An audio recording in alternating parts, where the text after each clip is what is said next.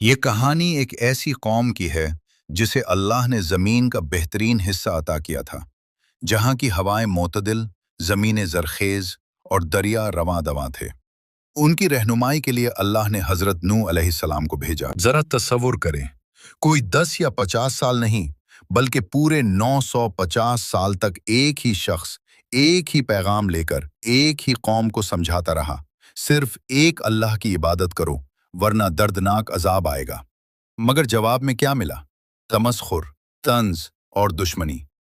لوگ اپنے کانوں میں انگلیاں ٹھونس لیتے اور چادریں لپیٹ لیتے تاکہ حق کی آواز ان تک نہ پہنچے۔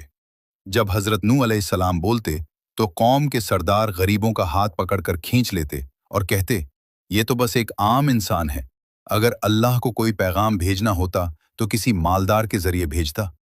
قوم نوح حضرت آدم کے بعد انسانی تاریخ کی قدیم ترین قوموں میں سے ایک تھی۔ یہ لوگ بابل، موجودہ عراق کے گرد و نواح میں آباد تھے۔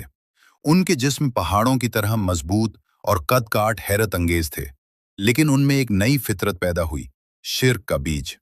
روایت ہے کہ پہلے وہ اپنے نیک بزرگوں کی یاد میں تصویریں بناتے تھے، پھر وہ تصویریں تعظیم بنے اور تعظیم سے سجدہ شروع ہو گیا۔ قرآن بتاتا ہے کہ انہوں نے اپنے معبودوں ود، سواع، یغوث، یعوق اور نصر کو پکڑ لیا۔ ان کے دل ان پتھر کے بتوں سے بھی زیادہ سخت ہو چکے تھے۔ آخر کار وہ وقت آ گیا جب حضرت نوح علیہ السلام نے وہ دعا کی جو زمین کو ہلا دینے والی تھی، اے میرے رب، زمین پر کسی کافر کو زندہ نہ چھوڑ۔ اللہ کا حکم ہوا، ہماری نگرانی میں ایک کشتی بناؤ۔ جب حضرت نوح علیہ السلام نے صحرا میں کشتی بنانا شروع کی تو سردار گزرتے ہوئے ہنستے اور کہتے، نوح، کیا تم دیوانے ہو گئے ہو؟ یہاں پانی کہاں ہے جو کشتی چلے گی؟ انہیں کیا معلوم تھا کہ ہر کیل ان کی تباہی کا پہلا نشان تھی۔ روایات میں اوج بن انوک نامی ایک دیو ہیکل ہستی کا ذکر بھی ملتا ہے جو اتنا لمبا تھا کہ پہاڑوں کو ہلا دیتا۔ یہ تکبر کی ایک مثال تھی، مگر جب اللہ کا عذاب آتا ہے تو کوئی طاقت کام نہیں آتی۔ بالآخر وہ نشانی ظاہر ہوئی جس کا وعدہ تھا۔ تندور سے پانی ابلنے لگا۔ ایک پرانا چولہا جہاں روٹیاں پکتی تھی اچانک پانی کا چشمہ بن گیا۔ آسمان کے دروازے کھل گئے اور موسلا دھار بارش شروع ہوئی۔ زمین نے اپنے چھپے ہوئے چشمے پھاڑ دیے۔ حضرت نوح علیہ السلام نے مومنوں اور ہر جانور کے ایک ایک جوڑے کو کشتی میں سوار کر لیا۔ اس خوفناک منظر میں حضرت نوح نے اپنے بیٹے کنعان کو دیکھا جو موجوں سے بچنے کی کوشش کر رہا تھا۔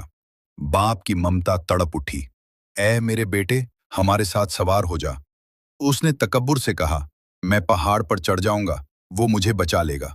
نوح نے فرمایا، آج اللہ کے سوا کوئی بچانے والا نہیں۔ پھر ایک لہر آئی اور وہ ڈوبنے والوں میں شامل ہو گیا۔ دن رات ایک ہو گئے، پہاڑ پانی میں چھپ گئے اور صرف وہی کشتی محفوظ رہی جو اللہ کے حکم سے تیر رہی تھی۔ پھر حکم ہوا، اے زمین اپنا پانی نگل لے، اے آسمان تھم جا۔ کشتی جودی نامی پہاڑ پر جا ٹھہری۔ حضرت نوح کے 3 بیٹے سام، حام اور یافس، ان کی بیٹیاں اور کچھ مومن زمین پر اترے۔ یہیں سے انسانیت کا دوسرا جنم ہوا۔ سبق: قوم نوح کو اپنے مال، طاقت اور بتوں پر ناز تھا۔ آج ہمارے بت ہمارا کیریئر، سوشل میڈیا کی چکا چوند اور انا ہو سکتے ہیں۔